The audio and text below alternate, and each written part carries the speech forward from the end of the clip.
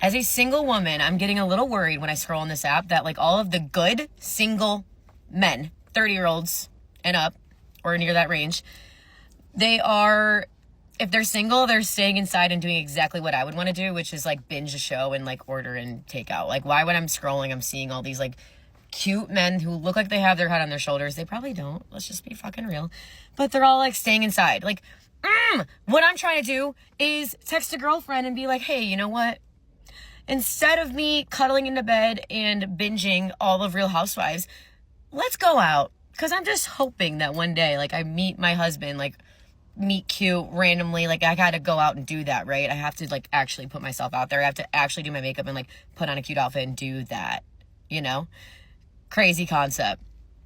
But I have a fear that all of the good single 30-year-old men are doing the opposite. Hey, get out there. Please. Stop ordering takeout by your fucking self and wait for me to be there with you to do it, okay? Fuck, literally, I don't... Probably gonna run into a douchebag. Pray for me. Funny how good men are everywhere turned into a nationwide shortage overnight. Turns out good men didn't vanish. They just stopped applying. When effort isn't appreciated, withdrawal looks logical. Scarcity always reveals value. Men are fucking done. And at the same time, women at home are saying, where are all the good men? All the good men were ruined by plenty of women. They had money taken from them. They had their finances fucking crumble because of some women. They had their children taken away from them. They lost jobs. They tried to give and give and give all the fucking time.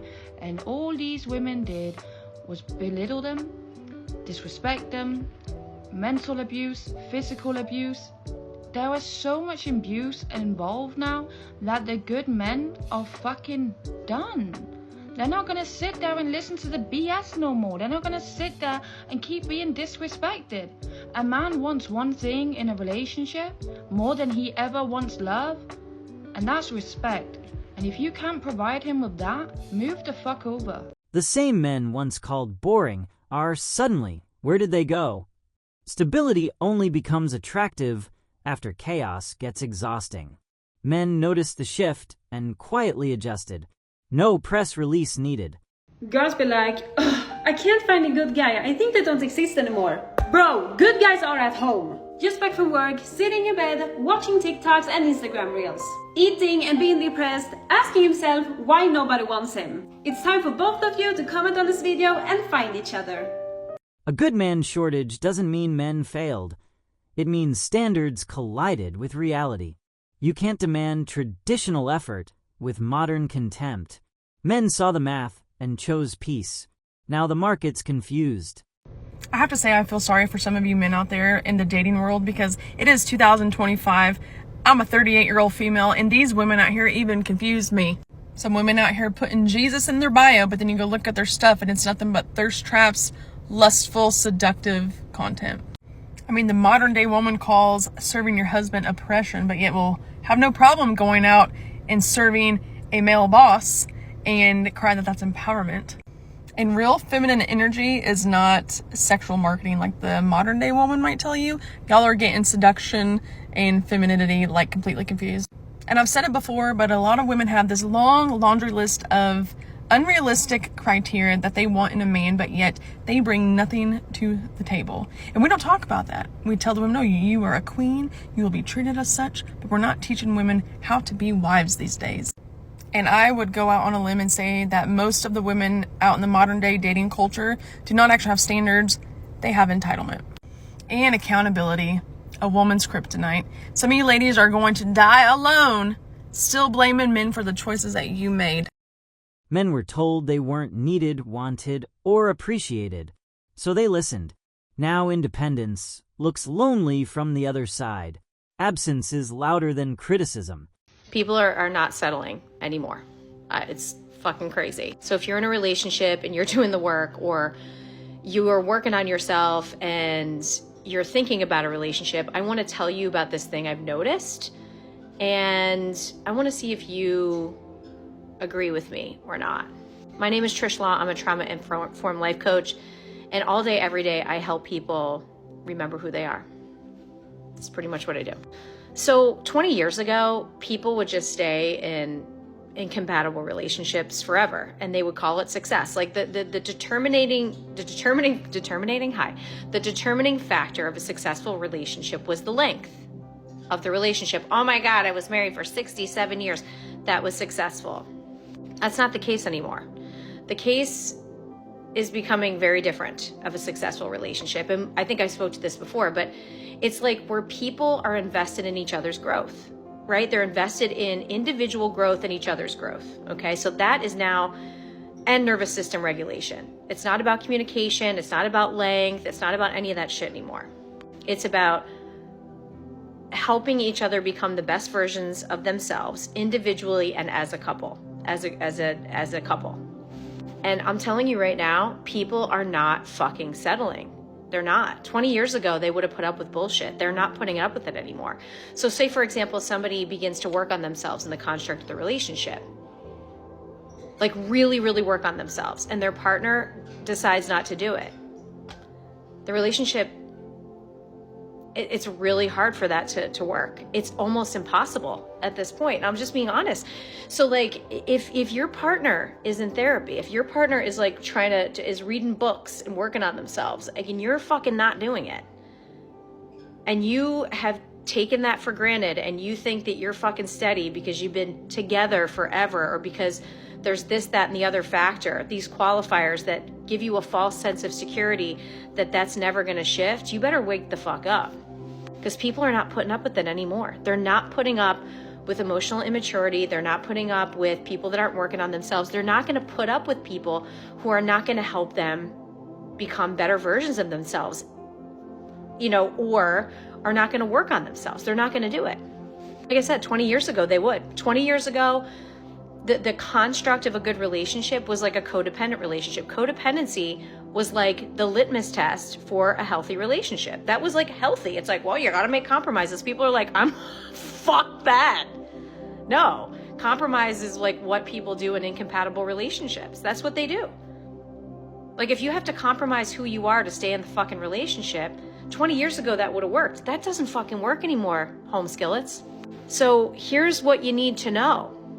Newsflash, wake up call. Your partner's in therapy working on themselves and you're fucking not. Don't be surprised if they're like, I can't fucking do this anymore.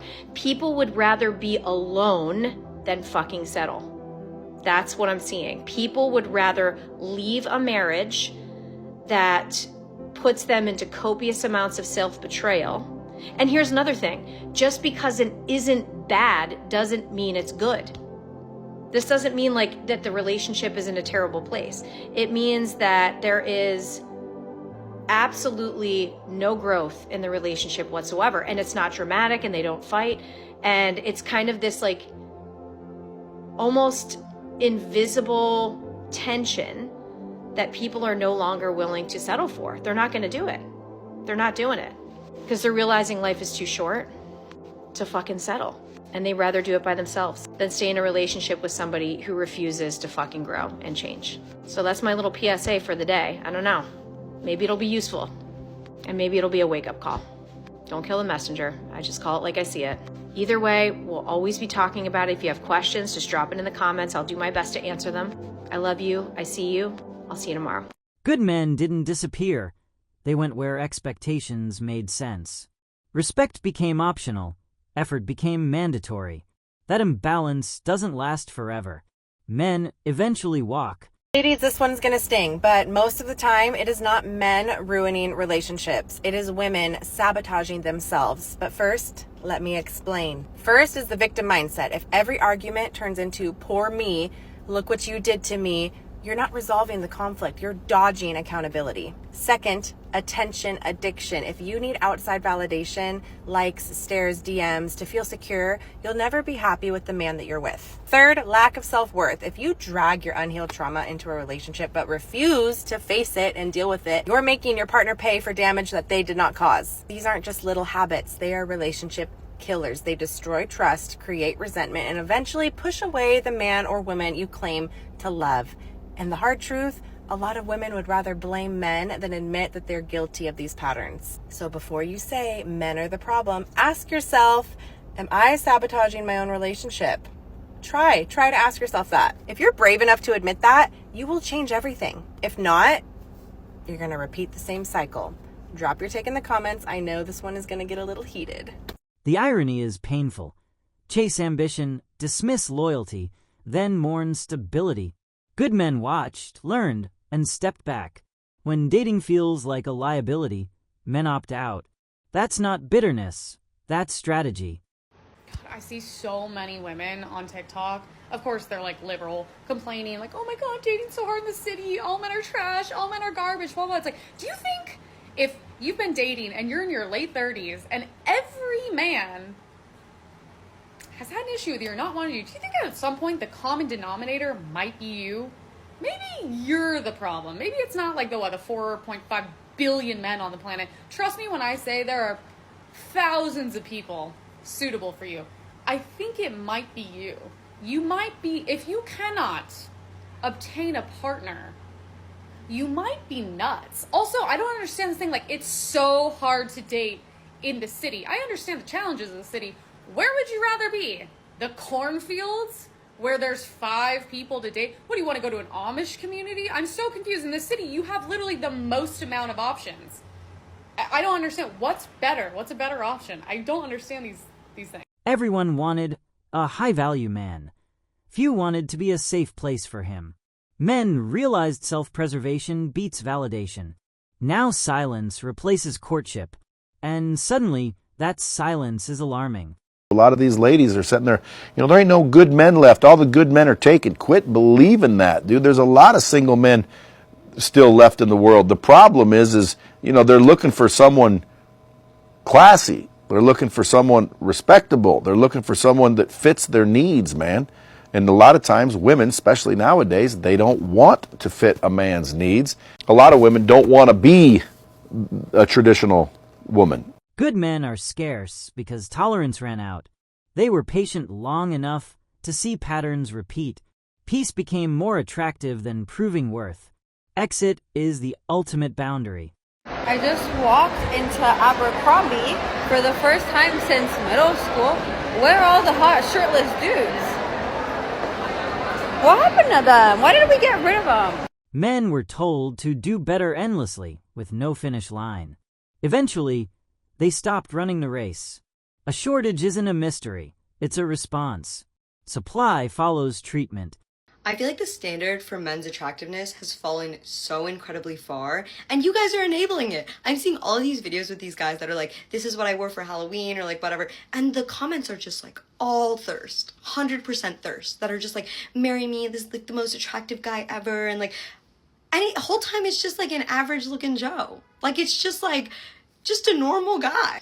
People are just dying over them in the comments. Like, what is going on? Like, I just think that there's like an epidemic of chopped men. Like, we just don't see attractive men anymore. So you guys see average ass men online and like are immediately thirsting. The dating market didn't collapse. It recalibrated. Good men didn't lose value. They reclaimed control. When participation feels like punishment, absence wins. And now everyone's asking why. That's all for today. Please hit the like and subscribe button, and don't forget to press the notification bell so you get the latest updates from our channel.